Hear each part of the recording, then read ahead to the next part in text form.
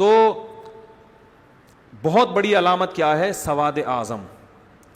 جو شاذ ہوگا نا امت سے ہٹے گا, وہ کبھی بھی سیدھے راستے پر نہیں ہو سکتا, کیونکہ امت گمراہی پہ, حدیث میں آتا ہے, صحیح حدیث ہے, میری امت گمراہی پہ جمع نہیں ہوگی.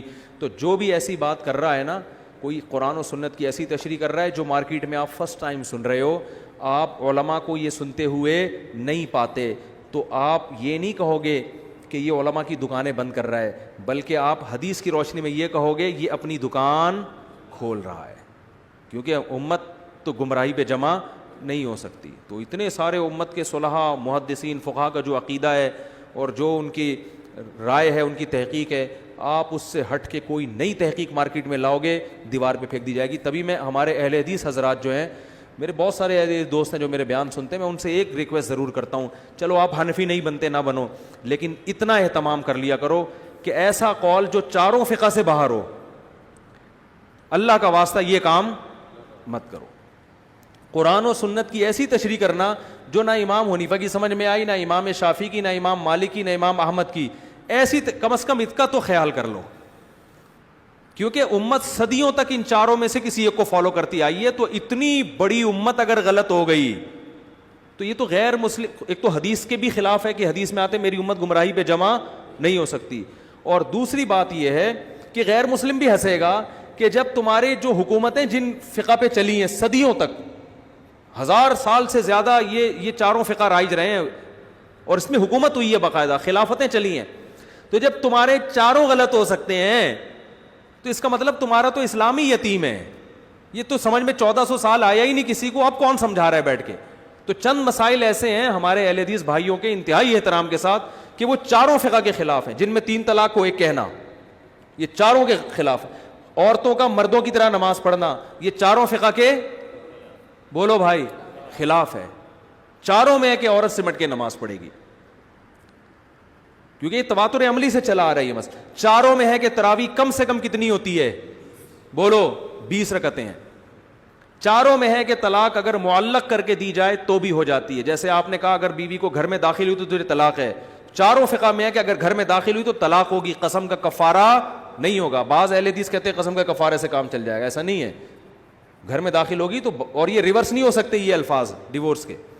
تو اس طرح چند مسائل ایسے ہیں کہ اگر اہل حدیث حضرات اس میں اپنی رائے اجماع امت سے نہ ہٹائیں تو یہ ان کے لیے بھی بہتر ہے, اور امت جو ایک اختلاف, اسی طرح جو ہر قسم کے موضوع پہ مسا کر لینا, کچھ بھی پاؤں پہ چڑھا لیا مسا, یہ بھی نہیں ہوتا.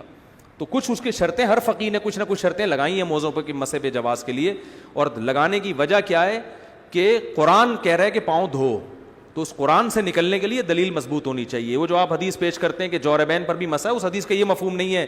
حدیث میں خفین کو بھی جورب کہا گیا ہے, کیونکہ عربی زبان میں خفین پر بھی جورب کا اطلاق ہوتا ہے. تو آپ حدیث کی ایسی تشریح کیوں کر رہے ہو جو پوری امت نے نہیں کی؟ تو وہ تو یہ جو پرویزی لوگ ہیں نا, جو منکرین حدیث ہیں, یہ بھی تو قرآن سے کہیں نہ کہیں نکال لیتے ہیں نا. تو بات صرف قرآن و حدیث سے نکالنے کی نہیں ہوتی, قرآن و حدیث کی ایسی تشریح کرنا جو پوری امت سے ہٹ کرو, یہ تشریح قابل اعتبار نہیں ہے. امت کو درمیان میں لانا پڑے گا آپ کو, امت کو سائڈ پہ نہیں رکھ سکتے آپ, کیونکہ امت پہ اعتماد ختم کر دیا تو یہ قرآن پہ اعتماد ختم, کیونکہ ہو سکتا ہے امت نے قرآن ہی غلط پہنچایا ہو. آپ کہہ سکتے ہو نہیں قرآن کی حفاظت کا تو اللہ نے وعدہ کیا, تو یہ کس نے کہا؟ یہ بھی تو امت نہیں بتایا نا کہ یہ والی آیت بھی قرآن میں ہے کہ جس میں آتا ہے.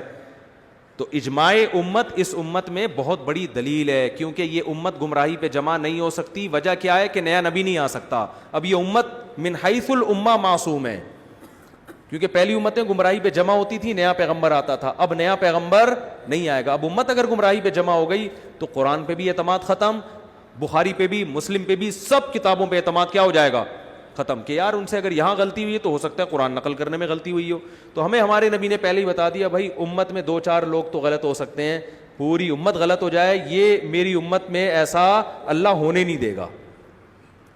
تو صدیوں سے جو مسائل اتفاقی چلے آ رہے ہیں نا, تو ان کو کم از کم اتفاقی رہنے دیا جائے.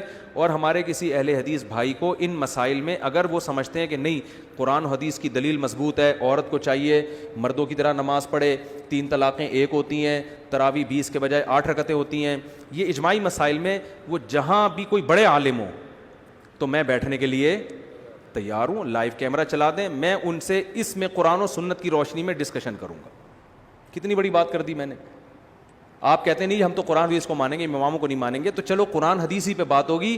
میں بیٹھوں گا آپ کے سامنے, لائیو کیمرہ چلے گا اور ہم لائیو چلائیں گے, لوگ دیکھیں گے کہ دلائل کی دنیا میں چاروں اماموں کا مذہب مضبوط ہے یا آپ کی رائے. 8 رکعت تراویح میں ثابت کروں گا کہ یہ صحابہ کا مسلک بولو بھائی نہیں ہے. 3 طلاقوں میں ثابت کروں گا کہ قرآن و سنت سے 3 ثابت ہوتی ہیں. خواتین اور مردوں کی نمازوں میں جو سمٹنے کا مسئلہ ہے وہ بھی میں ثابت کروں گا. بات آ رہی ہے سمجھ میں؟ تو ہم بیٹھ جاتے ہیں کہیں بھی, لیکن اس میں ہوتا یہ کہ ہر چھوٹا موٹا آدمی اٹھ کے نا اپنے آپ کو مشہور کرنے کے لیے آ جاتا ہے کہ میں لائیو کیمرے میں آپ سے مناظرے کے لیے تیار ہوں. اس کا نقصان یہ ہوتا ہے کہ دنیا میں بعض دفعہ کوئی کسی کو جانتا نہیں ہے تو وہ کسی مشہور آدمی کے ساتھ بیٹھ کر اپنے آپ کو مشہور کرا دیتا ہے. کہتے ہیں مناظرہ جیتیں ہاریں, چکر میں تو ڈال دیا نا, مشہور تو ہو جائیں گے, لوگ کہیں گے وہی جا رہا ہے جو مفتی صاحب کے ساتھ بیٹھا ہوا تھا. تو اس لیے اس میں اصول یہ ہوتی ہے کہ وہ ان کا کوئی ذمہ دار آدمی ہو, اور میں مناظر ہوں نہیں, میں کوئی پھڈے باز نہیں ہوں, میں تو آرام سے محبت سے بیٹھ کے بات کروں گا. تو آپ دیکھیں گے کہ دلائل کی دنیا میں جو چاروں فقہا کا مذہب ہے وہ کیا ہے, وہ مضبوط ہے. تو عورتوں مردوں کی نماز میں جو آپ کہتے ہیں نا کہ حدیث نہیں ہے, حدیث اور بہت سارے مسائل میں نہیں ہے, لیکن آپ اجماع امت کی وجہ سے ان کو مانتے ہو. تو یہاں بھی آپ کو اجماع امت کی وجہ سے ماننا پڑے گا کہ عورت کو سمٹ کے نماز کا حکم ہے اور مردوں کی طرح نماز پڑھے. آپ کو اجماع امت کی وجہ سے ماننا پڑے گا. باقی پھر ہمارے اہل حدیث بھائی ایک بات کرتے ہیں کہ یہ دکھاؤ حدیث میں کہ عورت سینے پہ ہاتھ باندھے گی, عورت رکوع یوں کرے گی, عورت دونوں پائیں دائیں طرف نکالے گی. ہر جزیے کا ذکر نہیں ہے. جب سمٹ کے نماز پڑھنا ثابت ہو گیا تو سمٹنے کی تفصیل ہر فقیہ نے اپنے حساب سے بیان کی ہے. اس میں ہر جزیے پر الگ سے دلیل کی ضرورت نہیں ہوتی. کسی نے کہا سمٹنا اس کو کہتے ہیں کہ پاؤں یوں نکالے, کسی نے کہا سمٹنا اس کو کہتے ہیں. تو سمٹنا ثابت اجماع سے ہوتا ہے, باقی سمٹنے کی کیفیات میں اجماع نہیں ہے. وہ ہر فقیہ ہر مجتہد نے اپنے حساب سے بیان کیا اس کو. آپ تو کہتے ہو بالکل مردوں کی طرح چوڑے ہو کر نماز پڑھے گی, یہ نہیں ہے. میں سمجھا پا رہا ہوں اپنی بات, کے نہیں سمجھا پا رہا.